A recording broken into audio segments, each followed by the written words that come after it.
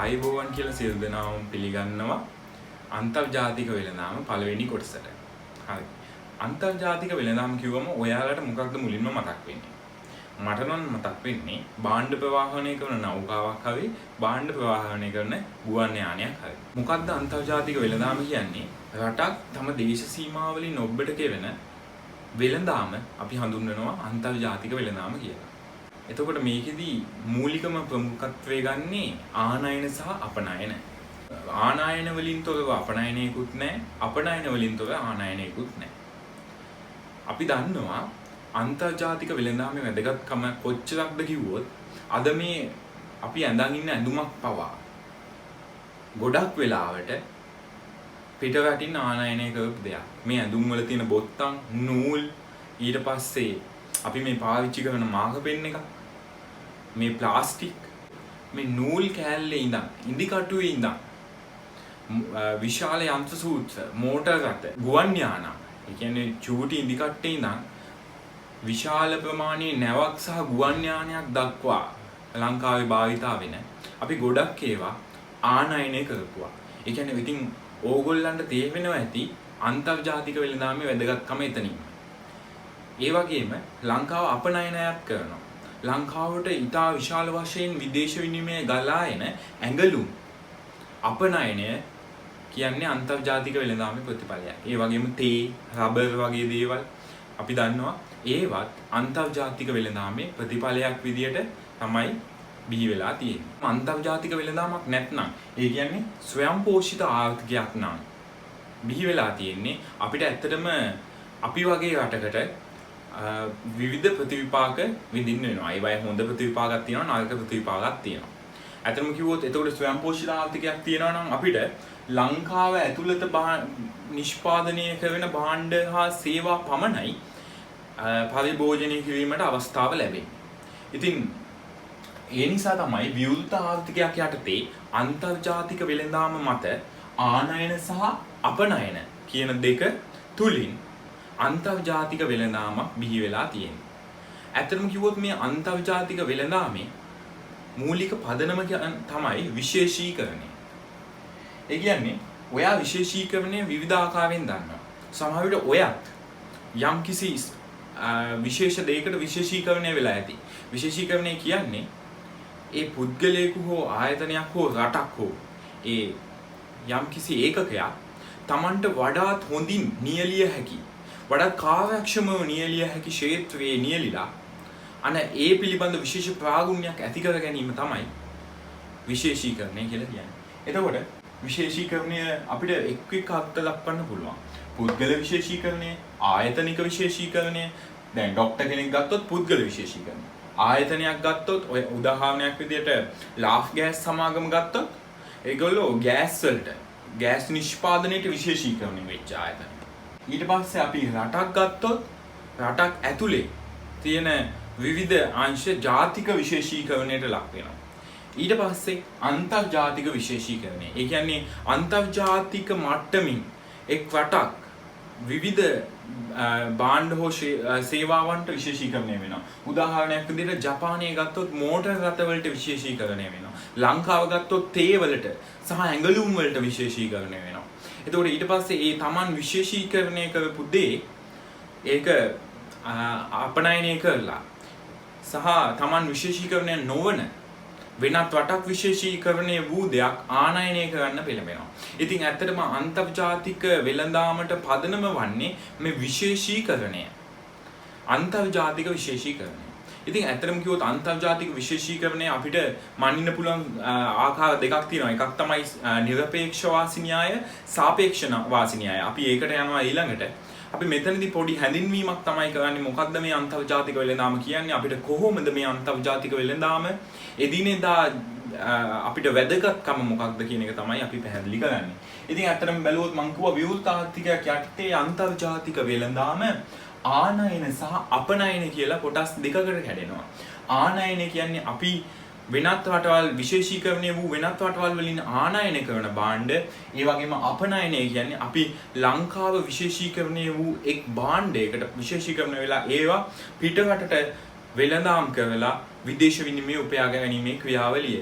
ඉතින් මේ ආනයන හා අපනයන යන ක්‍රියාවලි දෙකම විශේෂයෙන්ම අන්තර්ජාතික වෙළඳාමට වඩා වැදගත්කමක් දෙනවා. මොකද ආනයන වලින් හෝ අපනයන වලින් තොරව අන්තර්ජාතික වෙළඳාමක් බිහි වෙන්නේ නැහැ.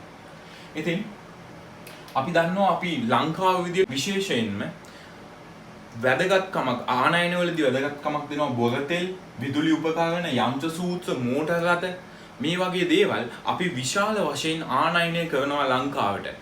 හරිද? ඉතින් එතකොට ඒ වගේම තමයි අපි අපනයන පැත්ත ගත්තම ඇඟලුම් කියන්නේ ලංකාවේ වැඩිම අපනයන භාණ්ඩය. ඒ වගේම තේ, රබර් අන්න ඒ වගේ දේවලුත් අපි මොකද කරන්නේ ලංකාවේ ඉඳන් පිට රටවල් වලට අපනයනය කරන අතරේ බොරතෙල්, විදුලි උපකරණ, යන්ත්‍ර සූත්‍ර, මෝටර රථ වගේ දේවල් අපි ලංකාවට ආනයනය කරනවා. ඉතින් මේ තමයි විදේශ වෙළඳාමට පදනම. ඉතින් අපි මීළඟට බලමු මොකක්ද මේ විදේශ වෙළඳාමේ පදනම වෙච්ච විශේෂීකරණයේ නිරපේක්ෂ වාසි න්‍යාය සහ සාපේක්ෂ වාසි න්‍යාය මොකක්ද කියලා. මම ඔයගොල්ලන්ට කිව්වා අන්තර්ජාතික වෙළඳාමකට පදනම සැපෙන්න නම් ඒ පදනම සැපෙන්නේ විශේෂීකරණය හරහා. ඒ විශේෂීකරණයේ අර්ථ දක්වන විදි දෙකක් අපි පදනම විදිහට හඳුනා ගන්නවා. එකක් තමයි නිරපේක්ෂ වාසි න්‍යාය මූලධර්මය. අනිත් එක තමයි සාපේක්ෂ වාසි න්‍යාය මූලධර්මය. නිරපේක්ෂ වාසි න්‍යාය මූලධර්මය හඳුන්වා දෙන්නේ ඇඩම් ස්මිත් විසින් ජාතීන්ගේ ධනය කෘතියේදී. ඒ වගේම සාපේක්ෂ වාසි න්‍යාය හඳුන්වා දෙන්නේ ඩේවිඩ් රිකාඩෝ විසින් ආර්ථික ප්‍රතිපත්ති සහ මූලධර්ම යන කෘතියේදී. මේ නිරපේක්ෂ වාසි න්‍යාය පිළිබඳව අපි දැන් කතා කරමු. ඇඩම් ස්මිත් විසින් නිරපේක්ෂ වාසි න්‍යාය ඔස්සේ හඳුන්වා දෙනවා කිසියම් රටකට වැඩි කාර්යක්ෂමතාවයකින්, ඒ කියන්නේ අඩු පිරිවැයකින් හෝ වැඩි ඵලදායීතාවයකින් භාණ්ඩයක් නිෂ්පාදනය කිරීමේ හැකියාව පවතී නම් එම රට විසින් එම භාණ්ඩය නිෂ්පාදනය කර බෙදා හැරීම, ඒ කියන්නේ නිෂ්පාදනය කර අපනයනය කිරීම සිදු කළ යුතුයි. අන්න ඔය මූලධර්මයේ යටතේ තමයි නිරපේක්ෂ වාසි න්‍යාය ගොඩනැගිලා තියෙන්නේ. ඒ කියන්නේ යම්කිසි රටකට යම්කිසි භාණ්ඩයක් නිෂ්පාදනය කිරීමේ නිරපේක්ෂ වාසිය පවතිනවා නම්, ඒ කියන්නේ වැඩි කාර්යක්ෂමතාවකින් හෝ වැඩි ඵලදායීතාවයකින් යුතුව අනෙක් රටවල් වලට වඩා වැඩි ඵලදායීතාවයකින් සහ වැඩි කාර්යක්ෂමතාවයකින් යුතුව නිෂ්පාදනය කළ හැකි නම් ඒ රට විසින් එම භාණ්ඩය නිෂ්පාදනය කර අපනයනය කළ යුතුයි. සහ එම නිරපේක්ෂ වාසිය නොපවතින භාණ්ඩය ආනයනය කළ යුතුයි කියලා තමයි ඔය මූලධර්මයෙන් කියන්නේ. හරිද? අඩු පිරිවැයකින් හා වැඩි ඵලදායීතාවයකින් භාණ්ඩයක් නිෂ්පාදනය කිරීමේ හැකියාව ඇතනම් එම රටට ඒ භාණ්ඩය සම්බන්ධයෙන් නිරපේක්ෂ වාසිය පවතිනවා කියලා ඇඩම් ස්මිත් කියනවා. හරි. එතකොට අපි මේ උදාහරණයකට යමු. දැන් මේ උදාහරණයේ තියෙන සහල් සහ ඇඟලුම් කියන භාණ්ඩ ಜಾති දෙක ශ්‍රී ලංකාව සහ ඉන්දියාව විසින් නිෂ්පාදනය කරන අවස්ථාවක් මෙන්න.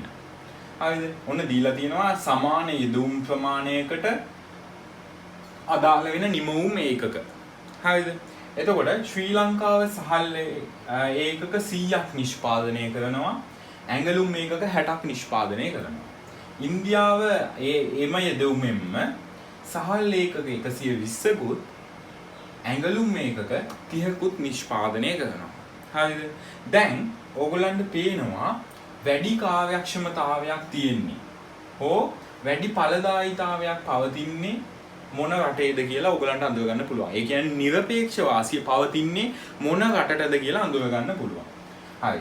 එහෙනම් යෙදුම් ඒකකයක ඇඟලුම් නිෂ්පාදනය වැඩි මොන රටේද? ඇඟලුම් නිෂ්පාදනය වැඩි. ඒ කියන්නේ මේ යෙදුමේ ඵලදායීතාවය වැඩි, ඇඟලුම් වල ඵලදායීතාවය වැඩි ශ්‍රී ලංකාවට. සහ යෙදුම් වල සහල් වලට අදාළව ඵලදායීතාවය වැඩි ඉන්දියාවට. ඒ කියන්නේ ඇඟලුම් වලට අදාළ නිරපේක්ෂ වාසිය පවතින්නේ ශ්‍රී ලංකාවට, සහල් වලට අදාළ නිරපේක්ෂ වාසිය ඉන්දියාවටත් පවතිනවා. හරිද? එතකොට මෙන්න මේ අවස්ථාවේදී මොකද වෙන්නේ?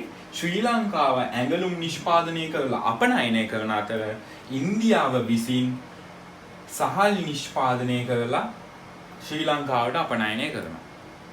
හරිද? ඔන්න ඕක තමයි নিরপেক্ষ වාසී මූලධර්මයේ යටතේ নিরপেক্ষ වාසිය පවතින රට විසින් ඒ අදාළ භාණ්ඩය නිෂ්පාදනය කරලා අන්තර්ජාතික වෙළඳාමකට පදනම සැපේනවා. එතකොට මොකද වෙන්නේ?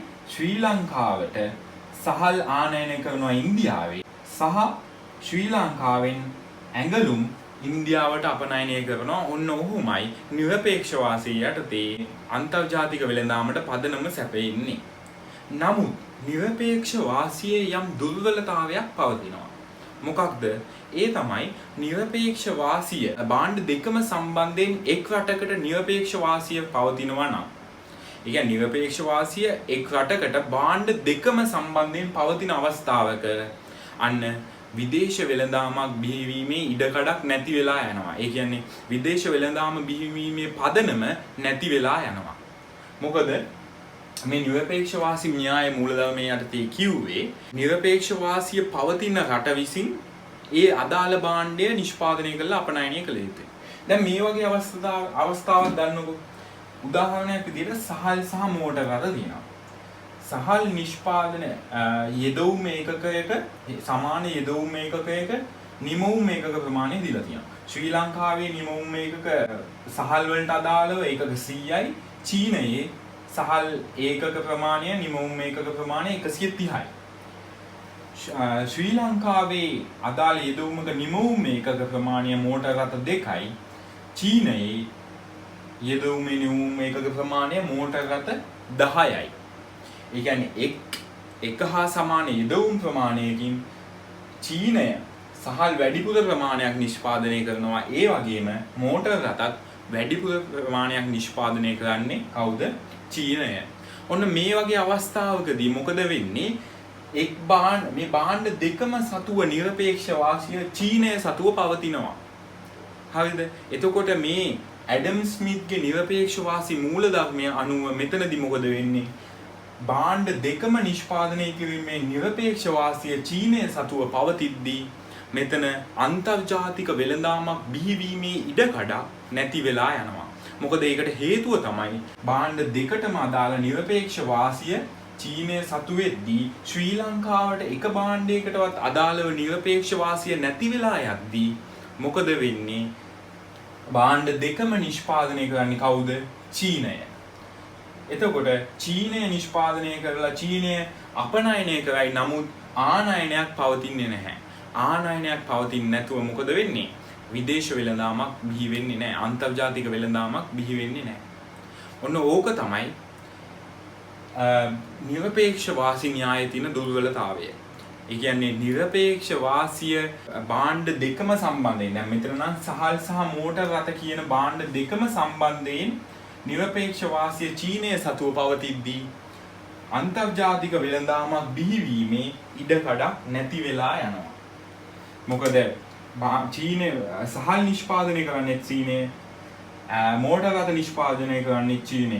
එතකොට චීනයට පුළුවන් අනිත් රටවල් වලට අපනයනය කරන්න, නමුත් චීනයට ආනයනය කරන්න භාණ්ඩයක් නැහැ. ඒ කියන්නේ අන්තර්ජාතික වෙළඳාමක් බිහි වෙන්නේ නැහැ මෙන්න මේ මූලධර්මයේ යටතේ. මේක තමයි নিরপেক্ষ වාසියේ දුර්වලතාවය. හරිද? ඒ කියන්නේ දැන් සමාන යෙදවුම් ප්‍රමාණයකින් නිෂ්පාදනය කළ හැකි නිමවුම් ප්‍රමාණය මෙතන දීලා තියෙනවා. ශ්‍රී ලංකාවට නිෂ්පාදනය කරන්න පුළුවන් සහල් ඒකක 100ක්. චීනයට නිෂ්පාදනය කරන්න පුළුවන් සහල් ඒකක 130ක්. මෝටර රථ වලින් ගත්තොත් මෝටර රථ ශ්‍රී ලංකාවට පුළුවන් මෝටර රථ 2ක් නිෂ්පාදනය කරන්න. චීනයට පුළුවන් මෝටර රථ 10ක් නිෂ්පාදනය කරන්න. අන්න එහෙනම් දැන් මෙතනදී අපි බලමු කාටද নিরপেক্ষ වාසිය පවතින්නේ. සහල් සම්බන්ධයෙන් සහල් 130ක් නිෂ්පාදනය කරන්න පුළුවන් නම් 100ට වඩා 130 වැඩි චීනයට নিরপেক্ষ වාසිය පවතිනවා. මෝටර රථ සම්බන්ධයෙන් මෝටර රථ ලංකාවට 2යි, චීනයට මෝටර රථ 10ක් නිෂ්පාදනය කරන්න පුළුවන්. අන්න මේ අවස්ථාවේදී নিরপেক্ষ වාසිය භාණ්ඩ දෙකටම নিরপেক্ষ වාසිය පවතින්නේ චීනය සතුව. ශ්‍රී ලංකාවට নিরপেক্ষ වාසියක් කිසිදු භාණ්ඩයකට නැහැ. අන්න මේ අවස්ථාවේදී විදේශ වෙළඳාමක් බිහිවීමේ ඉඩකඩ නැති වෙලා යනවා. ඒකට හේතුව තමයි භාණ්ඩ දෙකම සම්බන්ධයෙන්ම නිරපේක්ෂ වාසිය චීනය සතු නිසා ශ්‍රී ලංකාවට එක් භාණ්ඩයක්වත් නිෂ්පාදනය කිරීමේ නිරපේක්ෂ වාසියක් නොමැති වීම නිසා නිරපේක්ෂ වාසි න්‍යාය මූලධර්මයේ යටතේ විදේශ වෙළඳාම නැති වෙලා යනවා. අන්න ඒක තමයි නිරපේක්ෂ වාසි න්‍යාය පවතින දුර්වලතාවය. ඉතින් මේක මගහරවා ගන්න, මේ දුර්වලතාවය මගහරවා ගන්න තමයි ඩේවිඩ් රිකාඩෝ විසින් සාපේක්ෂ වාසි න්‍යාය මූලධර්මය හඳුන්වා දෙන්නේ. හරි, අපි යමු සාපේක්ෂ වාසි න්‍යාය මූලධර්මය කියන්නේ මොකක්ද? ඒකෙන් කොහොමද මේ දුර්වලතාවය මගහැරෙන්නේ කියලා ඉගෙන ගන්න. හරි, මේ ඉන්නේ අපි සාපේක්ෂ වාසි න්‍යාය මූලධර්මයට. මම ඔයගලන්ට කලින් කිව්වත් වගේ නිරපේක්ෂ වාසි න්‍යාය දුර්වලතාව මගහරවාගෙන ඩේවිඩ් රිකාඩෝ විසින් මේක හඳුන්වා දුන්නා විදේශ වෙළඳාමේ බිහිවීමේ පදනම විදියට. අන්තර්ජාතික වෙළඳාම යටතේ මේ සාපේක්ෂ වාසි න්‍යාය මූලධර්මයෙන් කියන්නේ ඇත්තටම අඩු ආවස්තික පිරිවැයක් පවතින රටට යම්කිසි භාණ්ඩයක් සම්බන්ධයෙන් එක් රටකට අඩු ආවස්තික පිරිවැයක් පවතිනවා නම් ඒ කියන්නේ ඒ භාණ්ඩය නිෂ්පාදනය කිරීම සඳහා කැප කරන සම්පත් ප්‍රමාණය අඩු නම් අන්න ඒ රට විසින් ඒ අඩු ආවස්තික පිරිවැය පවතින භාණ්ඩය නිෂ්පාදනය කර බෙදා හැරිය යුතු අතර ඒ අනිකුත් භාණ්ඩය අනිත් රටින් ආනයනය කළ යුතුය. එතකොට මේ අවස්ථාවේදී සාපේක්ෂ වාසිය කොයි වෙලේකවත් භාණ්ඩ දෙකටම අදාළ සාපේක්ෂ වාසිය එක රටකට යොමු වෙන්නේ නැහැ. මොකද එක් භාණ්ඩයකට සාපේක්ෂ වාසිය පවතිනවා නම් අපි අනිවාර්යෙන්ම කියනවා ඒ භාණ්ඩය නිෂ්පාදනය කිරීමේ සාපේක්ෂ වාසිය එක් රටකට පවතී නම් අනෙක් භාණ්ඩය නිෂ්පාදනය කිරීමේ සාපේක්ෂ වාසිය පවතින්නේ අනෙක් රටටයි කියලා. හොඳට මේක අවධාරණය කරගන්න. සාපේක්ෂ වාසිය කොයිම වෙලාවකවත් භාණ්ඩ දෙකටම අදාළ සාපේක්ෂ වාසිය එක රටකට පිළිටන්නේ නැහැ. අනිවාර්යෙන්ම තමන්ට සාපේක්ෂ වාසිය කියන්නේ ආවස්තික පිරිවැය අඩු භාණ්ඩය නිෂ්පාදනය කරන අතර අනෙක් භාණ්ඩය ඒ කියන්නේ සාපේක්ෂ වාසිය නොමැති භාණ්ඩය අනිවාර්යෙන්ම අනෙක් රටින් ආනයනය කළ යුතුයි.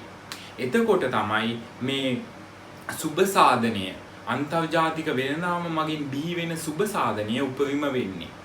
මොකද අන්තර්ජාතික වෙළඳාම මගින් සුබ සාධනයක් ඒ කියන්නේ භාණ්ඩ දෙකම Tamanගේ රටේ නිෂ්පාදනය කරනවට වඩා සුබ සාධනයක් බිහි වෙන නිසා තමයි අපි මේ අන්තර්ජාතික වෙළඳාමට යොමු වුනේ. ඒ කියන්නේ විශේෂීකරණය තුලින් එක් භාණ්ඩයක් එක් රටක් එක් භාණ්ඩයක් පමණක් නිෂ්පාදනය කරලා අනේ ඒ භාණ්ඩය අපනයනය කිරීමත් අනෙක් විශේෂීකරණය වූ රටකින් අනෙක් භාණ්ඩය ආනයනය කිරීමත් නිසා තම ස්වයංපෝෂිත ආර්ථිකයක් පවත්වා ගැනීමට වඩා සුබ සාධනයක් ඉහළ සුබ සාධනයක් අත්කරගත හැකි කියන ඒ පොයින්ට් එක නිසා තමයි අපි විදේශ වෙළඳාමට යොමු වුනේ. ඉතින් නිරපේක්ෂ වාසි න්‍යාය යටතේ මොකද වුනේ? භාණ්ඩ දෙකටම අදාළව එක් රටකට පවතිනවා නම් අන්න භාණ්ඩ දෙකම නිෂ්පාදනය කරන්නේ එක රටක විතරයි. එතකොට මොකද වුනේ? විදේශ වෙළඳාමක් බිහි වුණේ නැහැ. එතකොට අර ස්වයංපෝෂිත ආර්ථික ක්‍රමයෙන් ඔබට දෙයක් ගියේ නැහැ. අන්තර්ජාතික වෙළඳාමක් බිහි වුණේ නැහැ. නමුත් සාපේක්ෂ වාසි න්‍යායයෙන් කියනවා මොකද්ද?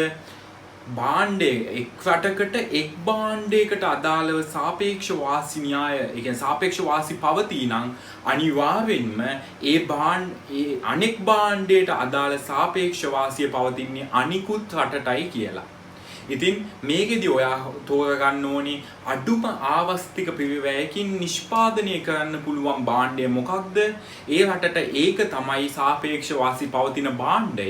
අනිත් භාණ්ඩය ඒ රටට සාපේක්ෂ වාසි පවතින්නේ නැහැ. එහෙනම් ඒකේ සාපේක්ෂ පවතින්නේ අනිකුත් රටට. එහෙනම් ඒ සලකා බලන රට විසින් අනිකුත් රටින් ඒ අනෙක් භාණ්ඩය ආනයනය කළ යුතුයි. හරි, මම මේ අනෙක් කිව්වට මම දන්නවා ඕගොල්ලන්ට මේක තේරෙන්නේ නැහැ. ඉතින් මම මේක කියලා දෙන්නම් උදාහරණයක් ඔස්සේ. හරි, මතක තියාගන්න අඩු ආවස්තික පිරිවැයක් පවතින භාණ්ඩය තමයි අපි නිෂ්පාදනය කරලා අපනයනය කරන්නේ. වැඩි ආවස්තික පිරිවැයක් පවතින භාණ්ඩය අනිවාර්යෙන්ම ආනයනය කරනවා. හරිද? ඊට පස්සේ මේක බලමු. මේකෙන් කියනවා ඒ රටට එක් භාණ්ඩයක් නිපදවීමේ සාපේක්ෂ වාසි පවතී නම් අනෙක් භාණ්ඩය නිපදවීමේ සාපේක්ෂ වාසි අනිවාර්යෙන්ම B රටට පවතී.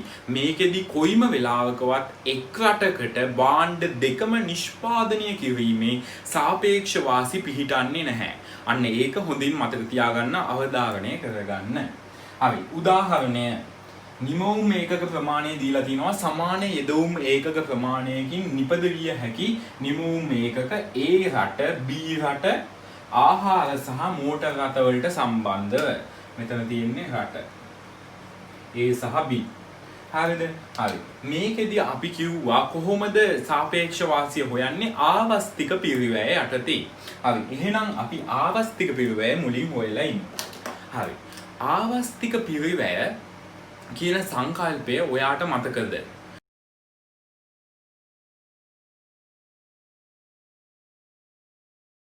මම හිතනවා මතක ඇති. අපි ආවස්තික පිරිවැය හොයන්නේ කොහොමද? ඒ භාණ්ඩයට ඒ කියන්නේ එක භාණ්ඩයකට අදාළව. ඔයා හිතන්න ආහාරවල කියලා. ආහාරවල ආවස්තික පිරිවැය හොයන්නේ යටට දාන්නේ අපි ආහාර නිෂ්පාදනය කරන ප්‍රමාණය. අපි යම් කිසි භාණ්ඩයක ආවස්තික පිරිවැයක් හොයනවා නම් ඒ අදාළ භාණ්ඩයට අදාළ ප්‍රමාණය අපි දාන්නේ. ඒ කියන්නේ මෙතන ආහාර වලට හොයනවා නම් ඒක දාන්නේ යටට. අනිකුත් කැප කරන භාණ්ඩය තමයි උඩට දාන්නේ. අනෙක් භාණ්ඩය. ඒක මෙතන නම් මොනවාද? මෝටර රථ. හරිද? මොකද අපි මේකෙදි හොයන්නේ ආවස්තික පිරිවැය. ආවස්තික පිරිවැය කියන්නේ ඇත්තටම කැප කරන ප්‍රමාණය. එහෙනම් අපි උඩට දාන්න ඕනේ අනිවාර්යෙන්ම නිෂ්පාදනය කරන ප්‍රමාණය නෙමෙයි අනිත් භාණ්ඩයෙන් කැප කරන ප්‍රමාණය. හරිද? එතකොට අපි යටට තමයි දාන්නේ වැඩි කළ හේවත් නිෂ්පාදනය කරන ප්‍රමාණය. එහෙනම් ආහාර ඒකක වැඩි කරන ප්‍රමාණය යටට දානවා, මෝටර රථ කැප කරන ප්‍රමාණය උඩට දානවා. හරි. එහෙනම් කොහොමද අපි මේක හදන්නේ? මේකේ සමානයි මෝටර රථ කැප කරනවා ආහාර ඒකක නිෂ්පාදනයට, ආහාර 25ක් නිෂ්පාදනය සඳහා මෝටර රථ 10ක් කැප කරනවා. මෙතනදී මෝටර රථ 10ක් නිෂ්පාදනය සඳහා කැප කරනවා ආහාර ඒකක 25ක්. මේ ආවස්තික පිරිවැය අපි හොයන්නේ. ඊට පස්සේ මෙතනදී මෝටර රථ ඒකක 8ක් කැප කරලා නිෂ්පාදනය කරනවා ආහාර ඒකක 12ක්. මෙතනදී මෝටර රථ ඒකක 8ක් නිෂ්පාදනය කරනවා කැප කරනවා ආහාර ඒකක 12ක්. මෙන්න මෙහෙමයි ආවස්තික පිරිවැය හොයන්නේ. හරිද? කාට හරි ආවස්තික පිරිවැය පිළිබඳ ප්‍රශ්නයක් තියෙනවා නම් අනිවාර්යෙන්ම Taman කැප කරන ප්‍රමාණය. මොකද ආවස්තික පිරිවැය අපි කියන්නේ එක් භාණ්ඩ ඒකකයක් වෙනුවෙන් අනෙක් භාණ්ඩයෙන් කැප කරන ප්‍රමාණය. ඒක තමයි ආවස්තික පිරිවැය. එහෙනම් හැම වෙලෙම අනෙක් භාණ්ඩයෙන් කැප කරන ප්‍රමාණය උඩට දාලා Taman නිෂ්පාදනය කරන ප්‍රමාණය යටට දාන්න. හරිද? එතකොට දැන් ඕගොල්ලන්ට පැහැදිලි ඇති කොහොමද ආවස්තික පිරිවැය ගන්න කියලා. එතකොට මෙතන තියෙනවා අපිට 0.4යි. මෙතනදී 2.5යි 2.5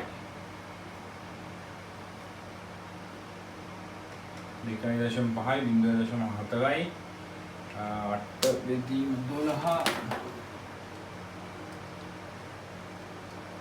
0.6යි 6යි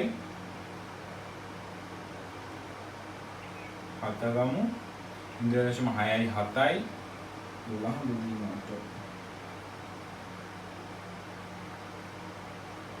1.5යි. හරි. එහෙනම් දැන් අපි මොකද කරන්න ඕනේ? දැන් අපි ආවස්තික පිරිවැය හඳුනගත්තා. අපි ඒක පැහැදිලිව ලියාගමු. ආවස්තික පිරිවැය 0.4යි 2.5යි 0.6යි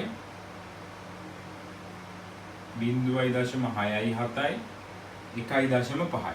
හරි. මේ තියෙන්නේ ආවස්තික පිරිවැය. මෙතන ආවස්තික පිරිවැය පවතිනවා 0.4යි. ඒක තමයි අඩුම ආවස්තික පිරිවැය වෙන්නේ.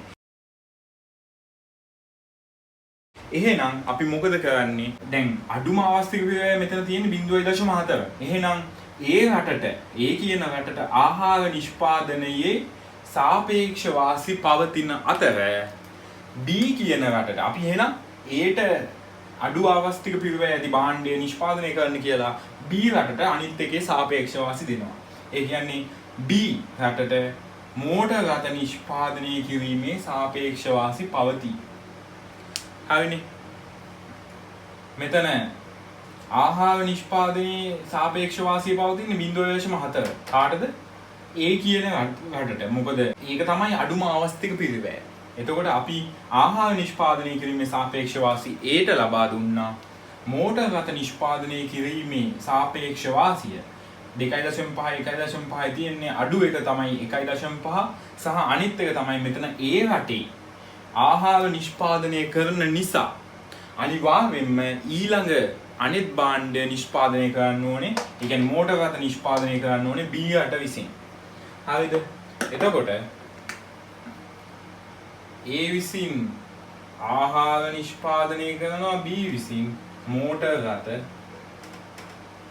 නිෂ්පාදනය කරනවා. ඔන්න ඔහොමයි සාපේක්ෂ වාසි පවතින අවස්ථාවකදී මොකද අපි කරන්නේ? අඩුම ආවස්තික පිරිවැය යන එක හොයලා ඒ භාණ්ඩය ඒ අඩු ආවස්තික පිරිවැය පවතින රටට අදාළව ලබා දෙනවා. අනිවාර්යෙන්ම එහෙනම් අනිකුත් භාණ්ඩය නිෂ්පාදනය කළ යුත්තේ ඊළඟ අනිකුත් රට විසින්.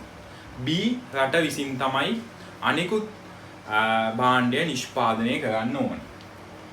අඩු ආවස්තික පිරිවැය පවතින භාණ්ඩය A නිෂ්පාදනය කරනවා. එහෙනම් අනිකුත් භාණ්ඩය අනිකුත් රට විසින් නිෂ්පාදනය කරනවා. ඔන්න ඔහොමයි සාපේක්ෂ වාසි පවතින අවස්ථාවකදී සාපේක්ෂ වාසි යටතේ අනිවාර්යෙන්ම අන්තර්ජාතික වෙළඳාමේ පදනම ආරක්ෂා වෙලා තියෙන්නේ මෙන්න මේ කාරණාව නිසා. හරිද? දැන් ඔයා හිතන්න උදාහරණයක් විදිහට මෙතන මොකක් හරි හේතුවක් නිසා දුන්න ගණන් වලින් මෙතන මේකට වඩා ආවස්තික පිරිවැය කාව කියලා 3.5ක මේ ගැන හිතන්න එපා. 3.5ක් ආවා. ඒත් ප්‍රශ්නයක් නැහැ. ඔයා ඒ රට විසින් නිෂ්පාදනය කරනවා ඒකට අඩුම ආවස්තික පිරිවැය පවතින මේ භාණ්ඩය. එහෙනම් අනිත් භාණ්ඩය නිෂ්පාදනය කළ යුත්තේ අනිවාර්යයෙන්ම ඊළඟ රට විසින්. අනිකුත් භාණ්ඩයේ ආවස්තික පිරිවැය හොයන්න යන්න උවමනාවකුත් නැහැ. ඒ කියන්නේ කම්පෙයාර් කරන්න උවමනාවක් නැහැ. හොයන්න ඕනේ මොකද අපි අඩුම එක අඳුර ගන්න කම්පෙයාර් කරන අවශ්‍යතාවයක් නැහැ. ඉතින් අන්න ඒකයි මේකෙදි මම ඔයාලට කිව්වේ මතක තියාගන්න. එතකොට මේ සාපේක්ෂ වාසි පවතින අවස්ථාවකදී එක් රටකට එක් භාණ්ඩයක් නිපදවීමට සාපේක්ෂ වාසි පවතී නම් ඒ කියන්නේ ඒ රටට ආහාර නිෂ්පාදනයට සාපේක්ෂ වාසි පවතී නම් අනෙක් භාණ්ඩය ඒ කියන්නේ මෝටර් රථ නිපදවීමේ සාපේක්ෂ වාසිය අනිවාර්යයෙන්ම පවතින්නේ B රට සතුව. ඔන්න ඕක මතක තියාගන්න. ඔයාට ඉස්සරහට යද්දී අනිවාර්යයෙන්ම වැදගත් වෙයි. හරි එහෙනම් අපි ගණන් කීපයකට යමු. දැන් අපි යන්නේ අන්තර්ජාතික වෙළඳාම පාඩමේදී නිරපේක්ෂ වාසිය සහ සාපේක්ෂ වාසිය පිළිබඳව සරල ගණනක් කරන්න. මම හිතනවා මේක ඕගොල්ලන්ට මුලින් අවබෝධ වෙයි. ඊට පස්සේ අපි සංකීර්ණ ගණන් වලට යමු. හුවමාරු අනුපාතයක් දක්නට තියෙනවා. හරි. මේ සරල ගණනේදී අපි බලමු මොකද්ද කියලා තියෙන්නේ කියලා. හරි. නිෂ්පාදන හැකියාව මත තමයි දීලා තියෙන්නේ. ඒ කියන්නේ යෙදවුම් ඒකකයක ඵලදායීතාවය. ඒක තමයි නිෂ්පාදන හැකියාව කියන්නේ. යෙදවුම් ඒකකයක හෝ යම් කිසි සමාන යෙදවුමක ඵලදායීතාවය තමයි මේ දීලා තියෙන්නේ. හරි. එතකොට දීලා තියෙනවා භාණ්ඩ දෙකක් සහල් සහ පිටි චීනය සහ ජපානය රටවල් දෙකක් පවතිනවා. එතකොට අපි බලමු මේකේ පළවෙනි ප්‍රශ්නේ අපෙන් අහන්නේ නිරපේක්ෂ වාසිය. හරිද? නිරපේක්ෂ වාසිය අහනවා සහල් වලට සහ පිටි වලට. හරි. නිරපේක්ෂ වාසිය හොයද්දි මම කිව්වා ඒක ඕගලන්ට පෙනෙන විදියට බලලා ඕගලන්ට නිරපේක්ෂ වාසියක බලන්න පුළුවන්. ඒ කියන්නේ වඩාත් කාර්යක්ෂමව නිෂ්පාදනය කරන්නේ මොනවටද කියලා බලලා අපිට පුළුවන් ඒක තීරණය කරන්න. හරි. දැන් මෙතනදී ගත්තොත් සහල් වලට ඕගලන්ට පේනවා නිරපේක්ෂ වාසිය. කවුද සහල් වලට සහල් කාර්යක්ෂම නිෂ්පාදනය කරන්නේ? එක් යෙදවුමකට හොය සමාන යෙදුම් ප්‍රමාණයකට ඒකක 27ක් චීනය නිෂ්පාදනය කරන අතර ජපානය ඒකක 12යි නිෂ්පාදනය කරන්නේ. යන්න කවුද එහෙනම් සහල් සඳහා වඩා කාර්යක්ෂමව නිරපේක්ෂ වාසිය දක්වනවා? චීනය. හරි. අන්න සහල් සඳහා චීනය. හරි. ඊට පස්සේ පිටි සඳහා පිටි වලටත් ඕගොල්ලෝ පේනවා ඕගොල්ලන්ට පේනවා යෙදවුම් ඒකකයට වඩා වැඩි නිමවුම දක්නට තියෙන්නේ කවුද? චීනය. මොකද ජපානය යෙදවුම් ඒකකයට නිමවුම් ඒකක 4ක් ගනිද්දි චීනය යෙදවුම් ඒකකයට නිමවුම් ඒකක 18ක් ගන්නවා. එතනදි කාර්යක්ෂමතාවයෙන් ඉස්සරහින් ඉන්නේ චීනය. ඉතින් නිරපේක්ෂ වාසිය අනුව ඕගොල්ලන්ට පුළුවන් යන්න දෙකටම සහල් සහ පිටි සඳහා නිරපේක්ෂ වාසිය දෙකේදීම පවතිනවා චීනයට. අන්න මේ අවස්ථාවේදී මොකද්ද වෙන්නේ? ඇති වෙන ප්‍රශ්නේ තමයි භාණ්ඩ දෙකේම නිරපේක්ෂ වාසිය පවතින්නේ චීනයේ සතුව, එක් රටක් සතුව. අන්න මෙතනදී අන්තර්ජාතික වෙළඳාමක් සිදුවීමට මඟ පෑදෙන්නේ නැහැ. අන්න එහෙනම් අන්තර්ජාතික වෙළඳාමට පදනම සැපෙන නිරපේක්ෂ වාසිය මෙතනදී අඩාල වෙලා අන්තර්ජාතික වෙළඳාම බිඳ වැටෙන තත්වයකට පත් වෙනවා. අන්න ඉතින් මොකද දැන් මෙතනදි වෙන්නේ? නිරපේක්ෂ වාසිය අනුව අන්තර්ජාතික වෙළඳාමක් බිහි වෙන්නේ නැහැ. අපිට කියන්න පුළුවන් නිරපේක්ෂ වාසිය අනුව අන්තර්ජාතික වෙළඳාමක් ජාතික වෙළඳාමක් බිහි වෙන්නේ නැහැ. හරි, එහෙනම් අපෙන් අහනවා ඊළඟට මොකක්ද? සාපේක්ෂ වාසිය. හරි, අපි බලමු සාපේක්ෂ වාසිය ගණන් හදන්නේ කොහොමද කියලා. එතකොට මම ඕගොල්ලන්ට කිව්වා සාපේක්ෂ වාසියද යන්න කියලා ආවස්තික පිරිවැයට. ආවස්තික පිරිවැය ගනිද්දී අපි මුලින්ම බලන්න ඕනේ නිෂ්පාදන හැකියාව මත දීලා තියෙන්නේ. හරි, එහෙනම් ප්‍රශ්නයක් නැහැ. නමුත් නිෂ්පාදන පිරිවැය මත දීලා තිබ්බොත් අන්න එතනදී ඔයා මම ඒක ඔයාලට වෙනම කියලා දෙන්නම්. ඔයා මේ විදිහට නෙමෙයි ආවස්තික පිරිවැය හොයන්න ඕනේ. ඒකේ පරස්පරය. මේ අපි සාමාන්‍ය විදිහට ආවස්තික පිරිවැය හොයන එකේ පරස්පරය තමයි ගන්න ඕනේ නිෂ්පාදන පිරිවැය මත දීලා තිබ්බොත්. නමුත් මෙතනදී දීලා තියෙන්නේ නිෂ්පාදන හැකියාව මත නිසා ඔයාට කිසිදු ප්‍රශ්නයක් පැන නගින්නේ නැහැ. ඔයාට සාමාන්‍ය විදිහට ගාන හදන්න පුළුවන්. නමුත් මතක තියාගන්න නිෂ්පාදන පිරිවැය මත දීලා තිබ්බොත් ඔයා අපි මේ ගන්න උත්තරේ පරස්පරය තමයි ගන්න ඕනේ. හරි, මේකෙදි අපි සාමාන්‍ය විදිහට හදමු. එහෙනම් අපි දාන්නේ නිෂ්පාදනය කරන ඒකක ප්‍රමාණය යටට දාලා කැප කරන ඒකක ප්‍රමාණය උඩට දානවා. හරි, මේකෙදි මෙහෙම ඊට පස්සේ පිටි නිෂ්පාදනයේදී 18 යට 27 උඩ මෙතනදී නිෂ්පාදනය කරන්නේ සහල් නම් 12 යට 4 උඩ මෙතන නිෂ්පාදනය කරන්නේ පිටි නම් පිටියට කැප කරන එක උඩ. හරිනේ, මතක තියාගන්න ඕනේ හැම වෙලෙම මොකක්ද? අනිවාර්යෙන් කැප කරන එක උඩට දාන නිෂ්පාදනය අපි හොයන නිෂ්පාදනයට අදාළ එක යට දාන්න. පිටිවල ආවස්තික පිරිවැය හොයද්දී පිටි නිෂ්පාදනය යටට දාලා උඩට දාන්න ඕනේ කැප කරන ප්‍රමාණය. මම ආපහු කියන්නම් පළවෙනි ගාන නිසා. ආවස්තික පිරිවැය සමානයි කැප කරන ඒකකයේ අනු. ඒ කියන්නේ දැන් මෙතන සහල් වල ආවස්තික පිරිවැය අපි ඒක ගොහමු. සහල් වල ආවස්තික පිරිවැය සමානයි කැප කරන ඒකක ප්‍රමාණය පිටිවල. මතක තියාගන්න අපි මේ හොයන මෙතන හොයන භාණ්ඩය නෙමෙයි මෙතන උඩට දාන්නේ. හැම වෙලෙම හොයන එක දාන්නේ යටට. ඒක මතක තියාගන්න නිෂ්පාදන හැකියාව මත ගාන හදද්දී. හරිද? ඒකට කැප කරන එකක පිටි ප්‍රමාණය උඩට දාන්න. නිෂ්පාදනය කරන එකක මේක සහල් ප්‍රමාණය නිෂ්පාදනය කරන සහල් ඒකක ප්‍රමාණය. හරිද? මතක තියාගන්න ඕනේ අපි නිෂ්පාදන හැකියාව මත ගාන හදද්දී සාමාන්‍ය විදියට ආවස්තික පිරිවැය හොයන්නේ කැප කරන ඒකක ප්‍රමාණය උඩට දානවා, නිෂ්පාදනය කරන ඒකක ප්‍රමාණය යටට දානවා. ඒකවල සහල් නිෂ්පාදනීය ආවස්තික පිරිවැය හොයනවා නම් සහල් අනිවාර්යයෙන්ම තියෙන්නේ යට. නමුත් ඒ නිෂ්පාදන හැකියාව මත හොයනවා නම් විතරයි. හරි. එතකොට එනවා උත්තරේ බලමු බෙදලා 0.6.7යි. તો මෙතන 1.5යි. මෙතන 0.3යි. මෙතන එහෙනම් 3යි. හරි. එහෙනම් දැන් අපි මොකද කරන්නේ? සාපේක්ෂ වාසිය අනුව ගණිතය අපි යනවා අඩුම ආවස්තික පිරිවැය තියෙන තැනට. අඩුම ආවස්තික පිරිවැය කොහෙද පවතින්නේ? මෙන්න මෙතන තමයි අඩුම ආවස්තික පිරිවැය පවතින්නේ. අඩුම ආවස්තික පිරිවැය පවතින එක ලකුණු කළා. ඒක අපි ඒ රටට ඒ අවස්ථාව දෙනවා. ඒ කියන්නේ අඩුම ආවස්තික පිරිවැය කියන්නේ ජපානය සහල් නිෂ්පාදනය කියන එක. සාපේක්ෂ වාසිය සහල් සඳහා ජපානය.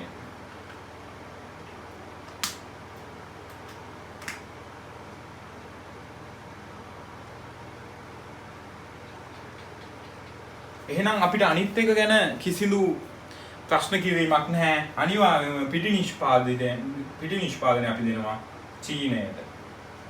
මම ඕගොල්ලන්ට කිව්වා සාපේක්ෂ වාසිය යටතේ කොයි වෙලේවත් එක රටකට සාපේක්ෂ වාසිය භාණ්ඩ දෙකටම හිමිවන්නේ නැහැ. ඒ කියන්නේ අඩු ආවස්තික පිරිවැය තියෙන එක ඒ රටට ලබා දීලා ඒක තමයි සාපේක්ෂ පිරිවැය කියලා කියන්නේ. සාපේක්ෂ වාසිය කියලා කියන්නේ.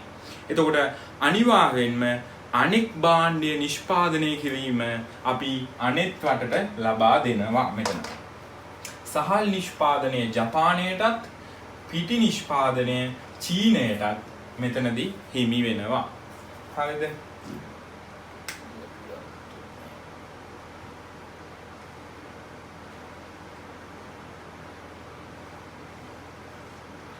හරි. මම හිතනවා මේක ඕගලන්ට තේරෙන්නේ නැති කියලා මේ අවස්ථාව දක්වා. ඊට පස්සේ අපි යනවා කොතනටද? දෙරටට වාසිදායක වෙළඳාමක් සිදුවීමට නම් චීනය අපනයනය කළ යුත්තේ කුමක්ද? ආනයනය කළ යුත්තේ කුමක්ද? හරි. දෙරටටම වාසිදායක වෙළඳාමක් බිහි වෙන්න නම් සහල් ජපානය නිෂ්පාදනය කරලා චීනයට අපනයනය කරන්නත් ඕනේ. චීනය පිටි නිෂ්පාදනය කරලා ජපානයට අපනයනය කරන්නත් ඕනේ. එතකොට චීනය පැත්තෙන් ගත්තොත් චීනය අපනයනය කරන්නේ මොකද්ද? චීනය නිෂ්පාදනය කරන එක පිටි. චීනය පිටි නිෂ්පාදනය කරලා ජපානයෙන් සහල් ආනයනය කළ යුතුයි. හරි. දෙරටටම වාසිදායක වෙළඳාමක් බිහිවීම උදෙසා චීනය පිටි නිෂ්පාදනය කරමින් අපනයනය කළ යුතු අතර ජපානයෙන් සහල් ආනයනය කළ යුතුයි. හරිද? මම හිතනවා මේක ඔයගොල්ලන්ට තේරෙන්නේ නැති කියලා. මොකද මේක ඉතාමත් සරල ගානක්. සාපේක්ෂ වාසිය ලැබෙන රට තෝරග ගන්නවා අඩු ආවස්තික පිරිවැය අනුව. ඊට පස්සේ ඒ රටට ඒ අදාළ එක දීලා දැන් මෙතනදී 0.33 තමයි අඩු ආවස්තික පිරිවැය පැවතුනේ. ඒතකොට අපි ඒක ගත්තා ජපානයට සහල්. ඒතකොට ජපානයට සහල් නිෂ්පාදනයට අවස්ථාව දුන්නා. එහෙනම් අනිවාර්යයෙන්ම අනෙක් භාණ්ඩය නිෂ්පාදනය කරන්නේ අනිත් රට. ඒතකොට පිටි නිෂ්පාදනයේ චීනයට කරලා දෙරටටම වාසිදායක වෙළඳාමක් වීම සඳහා චීනය පිටි නිෂ්පාදනය කරමින් අපනයනය කළ යුතු අතර චීනය විසින් සහල් ආනයනය කළ යුතුයි. හරිද? එහෙමත් නැත්නම් ඔයාලට කියන්න පුළුවන් ජපානය විසින් සහල් නිෂ්පාදනය කරමින් අපනයනය කළ යුතු අතර චීනයෙන් පිටි ආනයනය කළ යුතුයි. අපි මේ ප්‍රශ්නේ හදන්න යන්නේ නිෂ්පාදන පිරිවැය ප්‍රවේශයෙන්. අපි කලින් එක හැදුවේ නිෂ්පාදන හැකියාව, ඒ කියන්නේ ඵලදායීතාව ප්‍රවේශයෙන්. මේ පාර නිෂ්පාදන පිරිවැය හෙවත් කාර්යක්ෂමතාව ප්‍රවේශයෙන්. හරි. එතකොට මෙතනදී ඕගොල්ලන්ට දීලා තියෙන්නේ ඕගොල්ලෝ දැනගන්න ඕනේ නිෂ්පාදන පිරිවැය ප්‍රවේශයෙන් කිව්වම එක් නිමවුමක් සඳහා අවශ්‍ය කරන යෙදවුම් ප්‍රමාණය තමයි දීලා තියෙන්නේ. එතකොට මේ තියෙන්නේ යෙදවුම් ප්‍රමාණය. එතකොට මේ තියෙන්නේ ඔයගොල්ලෝ මතක තියාගන්න ඕන දෙයක් තමයි මේ තියෙන්නේ නිෂ්පාදන ඵලදායීතාව නෙමෙයි. මේ තියෙන නිමවුම් එක ගන්න නෙමෙයි. එතකොට මේ තියෙන්නේ එක නිමවුමක් හදන්න යන ශ්‍රම බැය හෝ යම්කිසි යෙදවුමක් හෝ ඒ යෙදවුම් කොමල් යෙදවුම් සංඛ්‍යාව. හරි අපි මේක හිතමු ශ්‍රම බැය කියලා. මේ තියෙන්නේ අවශ්‍ය යෙදවුම් ශ්‍රම බැය කියලා ගමු. හරි. මේ දීලා තියෙන්නේ තේ ඒකකයක් සඳහා අවශ්‍ය ශ්‍රම බැය ප්‍රමාණය. මෙතන රබර් ඒකකයක් සඳහා අවශ්‍ය ශ්‍රම බැය ප්‍රමාණය. මෙතන ජපානයේට මෙතන ඉන්දියාවට. හරිද? දැන් ඕගොල්ලෝ මෙතනින් මේ ගාන කරද්දී පොඩ්ඩක් වෙනස් වෙනවා නිෂ්පාදන හැකියාව සමග හදපු ගානට වඩා මේ ගානේ යම් කිසි වෙනසක් දකින්නට තියෙනවා. මොකද ඒකට හේතුව තමයි මෙතන දැන් අපි කලින් ගානේදී අපි තීරණය කළේ කාර්යක්ෂමතාවය තීරණය කළේ නිමවුම් මේකක ප්‍රමාණය. ඒතකොට නිමවුම් මේකක වැඩි වෙන තරමට අපි කාර්යක්ෂමයි කියලා හිතුවා. නමුත් මේ අවස්ථාවේදී අපි තීරණය කරන්නේ නිෂ්පාදන යෙදවුම් ප්‍රවේශයෙන් නිසා ශ්‍රම ඒකක ප්‍රවේශයෙන් නිසා එතකොට අපි පුළුවන් තරම් අඩු ඒකක ගාණක් නිමවුමකට වැයවීම තමයි හොඳ. දැන් ඔයගොල්ලෝ දන්නවා සාමාන්‍යයෙන් භාණ්ඩයක් හදන්න යෙදවුම් අඩු වෙන තරමට ඒක කාර්යක්ෂමයි. ඒ වගේම එක යෙදවුමකින් වැඩි නිමවුම් ප්‍රමාණයක් ගන්න තරමට ඒක කාර්යක්ෂමයි. එතකොට මේකෙදි අපි කියන්නේ අඩු යෙදවුම් ප්‍රමාණයක් යොදවන තරමට කාර්යක්ෂමයි කියලා. හරි. එතකොට මේක තමයි දීලා තියෙන්නේ ජපානයේ, ඉන්දියාව, තේ සහ රබර්. හරි. ජපානයේ තේ හදන්න තේ එක ඒකකයක් හදන්න පැය 2ක් යනවා. ශ්‍රම පැය. එතකොට රබර් එක ඒකකයක් හදන්න ශ්‍රම පැය 12ක් යනවා. ඉන්දියාවට තේ ඒකකයක් හදන්න ශ්‍රම පැය 4යි, රබර් ඒකකයක් හදන්න ශ්‍රම පැය 8යි. එතකොට මේ යෙදවුම් ප්‍රමේශයෙන් නිසා යෙදවුම් ප්‍රමාණය තමයි කවුන්ට් වෙන්නේ. එතකොට ඔයාට පුළුවන් මෙතනදී තීරණය කරන්න දැන් අපිට පළවෙනියෙන්ම අහනවා නිරපේක්ෂ වාසිය. හරි. තේ සඳහා නිරපේක්ෂ වාසිය පවතින්නේ කොහෙද? අඩු පැය ගාණක් යන්නේ ජපානයට. රබර් සඳහා නිරපේක්ෂ වාසිය පවතින්නේ කොහෙද? අඩු පැය ගාණකින් නිෂ්පාදනය කරන්නේ ඉන්දියාව. හරි. එහෙනම් ඔයගලන්ට බලපු ගමන් ඒක just simple නිරපේක්ෂ වාසිය තේ ජපානය රබර් ඉන්දියාව. හරි. ඊළඟට සාපේක්ෂ වාසිය. හරි. නිරපේක්ෂ වාසිය යටතේ ඔයගලන්ට එහෙම ගන්න පුළුවන් අඩු යෙදවුම් ප්‍රමාණයක් පාවිච්චි කරන්නේ මොනවටද? ඒ අනුව නිරපේක්ෂ වාසිය අනුව තේ නිෂ්පාදනය ජපානයටත් රබර් නිෂ්පාදනය ඉන්දියාවටත් අපිට වෙන් කරන්න පුළුවන්. ඊළඟ එක තමයි සාපේක්ෂ වාසිය. සාපේක්ෂ වාසිය යටතේ අපි මම ඔයගලන්ට කිව්වා සාපේක්ෂ වාසිය යටතේ අපි ගණන් හදද්දී අපි ආවස්තික පිරිවැය යටතේ තමයි හදන්න ඕනේ. එතකොට ආවස්තික පිරිවැය අපි කලින් ආවස්තික පිරිවැය හදපු විදිහට නෙමෙයි මේ අවස්ථාවේදී හදන්නේ. අපි කලින් හැදුවේ කොහොමද? කලින් හැදුවේ අපි කැප කරන ප්‍රමාණය උඩට දැම්මා. යටට දැම්මේ නිෂ්පාදන කරන ප්‍රමාණය හෝ වැඩි වෙන නිෂ්පාදන ප්‍රමාණය. නමුත් මේ අවස්ථාවේදී අපි ආවස්තික පිරිවැය හොයන්නේ ඒ ක්‍රමේ අනිත් පැත්තට. හරිද? ඒ කියන්නේ අපි තේවල ආවස්තික පිරිවැය හොයනවා නම් තේවලට යොදා ගන්න යෙදවුම් ප්‍රමාණය තමයි උඩට දාන්නේ. ඒ වගේම යටට දාන්නේ අනිකුත් කැප කරන භාණ්ඩයේ යෙදවුම් ඒකක ප්‍රමාණය. ඒක මතක තියාගන්න ඕනේ. අපි කලින් ආවස්තික පිරිවැය හොයන විදිහ අනිත් පැත්තට ඕගොල්ලෝ data ටික දැම්මම හරි. ඒ කියන්නේ දැන් තේවල හොයනවා නම් අපි කලින් දැම්මේ තේ නිෂ්පාදනය යටට දාලා රබර් කැප කරන ගාන කැප කරන ප්‍රමාණය උඩට දැම්මා. මේ අවස්ථාවේදී අපි ඒක මාරු කරනවා. ඒක අනිත් පැත්තට යවනවා. ඒක උඩට යනවා. එතකොට රබර් වලට යොදා ගන්න ශ්‍රම ඒකක ගාන යටට දානවා. තේ වලට අදාළ ගාන උඩට දානවා. තේ වල ආවස්තික පිරිවැය හොයද්දි මොකද කරන්නේ? තේ වලට අදාළ යෙදවුම් ප්‍රමාණය උඩ. රබර් වලට අදාළ යෙදවුම් ප්‍රමාණය යට. එහෙමයි අපි දාන්නේ. අපි කලින් ඕගොල්ලෝ මතක තියාගත්තා නම් හරි සාමාන්‍යයෙන් හදන ක්‍රමයේ අනිත් පැත්ත කියලා. ඒ විදිහට ඕගොල්ලෝ මතක තියාගත්තා නම් ඕගලන්ට ගාන හදද්දි ලේසි. මොකද එතකොට යෙදවුම් ගැන හිතන්නට අවශ්‍ය නැහැ. ඕගොල්ලෝ පිරිවැය කියලා දීලා තිබ්බොත් අපි සාමාන්‍යයෙන් හොයන භාණ්ඩයක අපි දාන්නේ යටට. සාමාන්‍ය හොයන භාණ්ඩයේ අවශ්‍ය පිරිවැය සාමාන්‍ය හොයද්දි දාන්නේ යටට. අපි ඒක මේ අවස්ථාවේදී අපි ඒකේ අනිත් පැත්ත කියලා ගත්තත් හරි. නැත්නම් ඕගොල්ලෝ සාමාන්‍ය විදිහට හොයලා ඒකේ පරස්පරය හෙව්වත් හරි. සාමාන්‍ය ආවස්තික පිරිවැය එක යට එක. ඒ කියන්නේ පරස්පරය හෙව්වන හරි. ඒ වුණාට එහෙම අවශ්‍යතාවයක් නැහැ. ඕගොල්ලන්ට සාමාන්‍යයෙන් අපි හොයන එක අනිත් පැත්ත හැරෙව්වම උඩ යට මාරු කරාම ඕගොල්ලන්ට ඒ අවස්තික පිරිවැය ගන්න පුළුවන්.